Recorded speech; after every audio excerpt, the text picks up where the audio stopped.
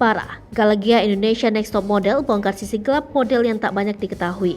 Gadekan ini demi bisa hidup.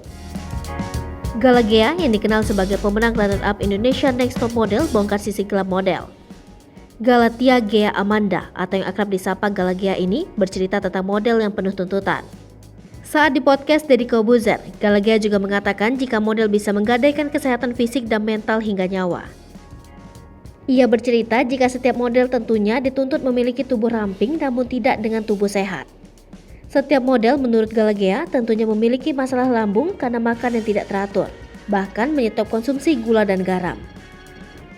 Ia juga mengatakan jika tubuh model adalah bagian intim yang harus dijaga agar tetap ideal. Bukan cuma soal tubuh, ternyata honor model tergolong kecil dan tak tepat jika untuk tulang punggung keluarga.